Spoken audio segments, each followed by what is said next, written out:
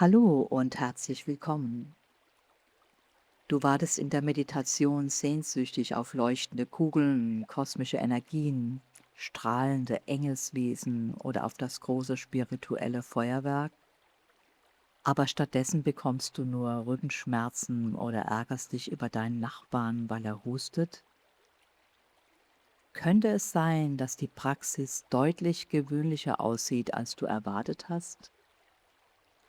Warum hören wir in spirituellen Kreisen eigentlich lieber Geschichten über Lichter, Energien oder mystische Zustände, statt über Ungeduld beim Geschirrspülen, Langeweile auf der Arbeit oder Unruhe auf dem Kissen?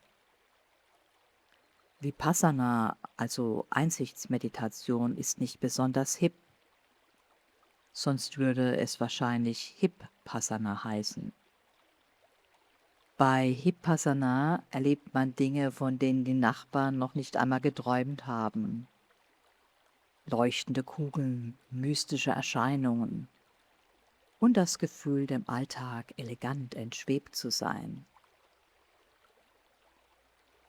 Bei Vipassana hingegen entdeckt man manchmal keine kosmische Energien, sondern einfach den eigenen Geist bei der Arbeit. Man sieht mit Erstaunen und vielleicht auch mit Entsetzen, dass man sich seit 30 Jahren über dieselben Dinge ärgert. Vor vielen Jahren hörte ich einmal einen Zen-Spruch von Meister Yunmen. Auf die Frage, was ist Buddha, antwortete er, a dry shit stick. Elegant übersetzt, ein ganz profanes Werkzeug für die Toilette. Nicht besonders spirituell, nicht besonders glamourös und kein bisschen hip. Und vielleicht ist genau das der Punkt. Vor einigen Jahren war ich in einem Kloster in Chiang Mai in Thailand. Dort gab es sogenannte Open-End-Retreats. Man konnte bleiben, solange man praktizieren wollte. Das Kloster war voller junger Leute, was mich verwunderte, denn als ich angefangen habe, war ich die Jüngste und damals schon relativ alt. Viele in dem Retreat Center waren gerade einmal 18 oder 19 Jahre alt. Neugierig fragte ich eine junge Frau: Wie kommt es eigentlich, dass ihr alle hier seid und nicht am Strand? Sie schaute mich verzweifelt an. Es gibt so viele Videos auf Social Media. Dort erzählen Leute, dass man nach 10 Tagen Vipassana etwas total Krasses erlebt. Dann blickte sie auf ihr schmerzendes Knie.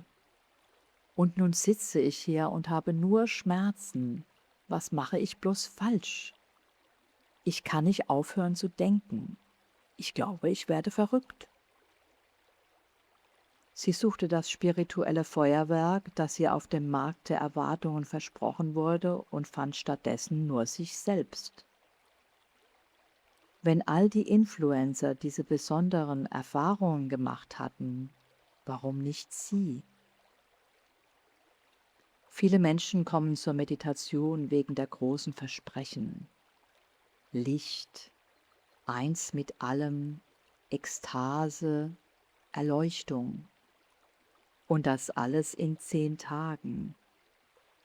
Und dann treffen sie stattdessen auf einen alten Bekannten, Dukkha, das Leiden, die Unzulänglichkeit, etwas, das jeder kennt.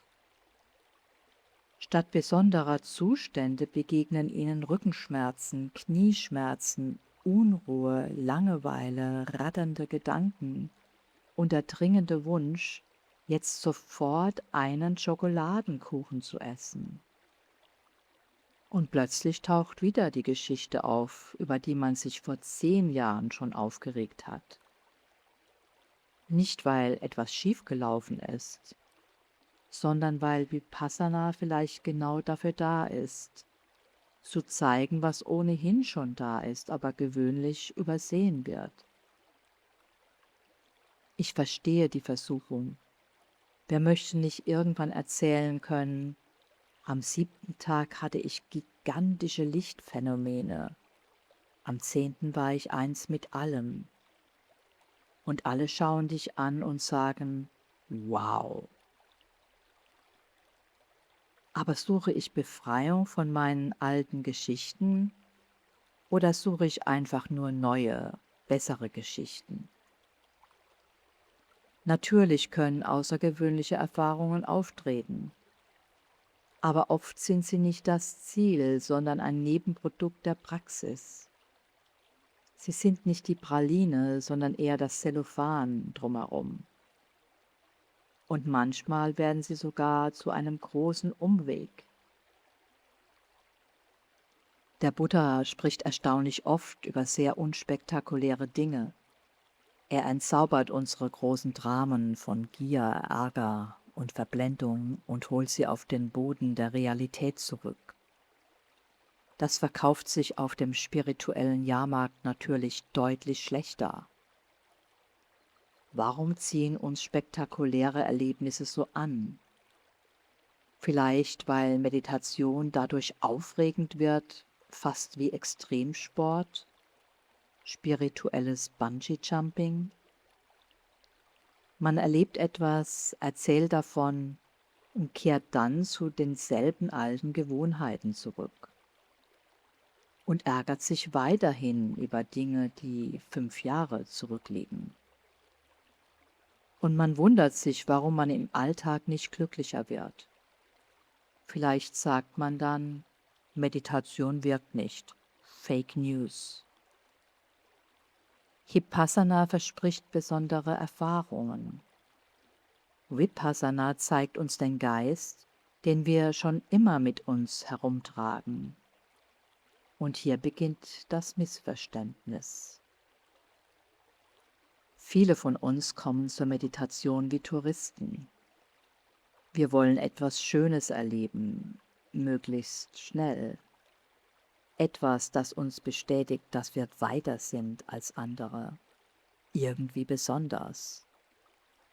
Und wenn der Geist dann mal ruhig wird, denken wir sofort, ah, das ist es. Aber dann verschwindet es wieder.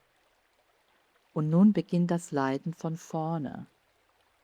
Denn jetzt suchen wir verzweifelt nach dem geheimen Knopf, nach der richtigen Technik, nach dem Fehler, den wir angeblich gemacht haben. Es kann doch nicht sein, dass das, was vorher da war, nicht mehr zurückzuholen ist, oder? Hand aufs Herz, wir alle haben diesen Knopf schon gesucht. Doch vielleicht ist der eigentliche Fehler etwas anderes. Wir haben das Dhamma noch nicht gesehen. Das Dhamma zeigt uns nicht, wie wir schöne Zustände festhalten können, sondern dass sie sich grundsätzlich nicht festhalten lassen. Tiefe Ruhe und friedvolle Erfahrungen und Lichter kommen und gehen. Einfach so, ohne unsere Genehmigung. Vipassana bedeutet auch nicht, außergewöhnliche Zustände künstlich zu produzieren. Es bedeutet, alle Dinge, die materiellen wie auch die geistigen, so zu sehen, wie sie sich gerade jetzt vor uns zeigen. Sie entstehen und vergehen, und sie taugen nicht dazu, als mein Besitz deklariert zu werden. Und genau deshalb braucht Praxis Geduld. Sehr viel Geduld mit uns selbst. Manchmal ist sie eher wie Laufen lernen. Ein kleines Kind fällt 100-mal hin, steht wieder auf und fällt wieder hin. Und irgendwann läuft es. So ähnlich fühlt sich Vipassana oft an. Nicht wie sphärisches Schweben im Lichtermeer, sondern wie das immer wieder neue, nüchterne Hinschauen. Wie die Dinge wirklich sind, ohne einen Besitzer, vergänglich, nicht zufriedenstellend und nicht so, wie wir sie gerne hätten. Warum halten wir dann an ihnen fest? Klarheit verhält sich eher wie eine scheue Katze. Je weniger du ihr hinterherjagst, desto eher zeigt sie sich von selbst. Nicht, weil du etwas herbeizauberst, sondern weil das Greifen nachlässt. Im Satipatthana Sutta beschreibt der Buddha die Praxis erstaunlich pragmatisch.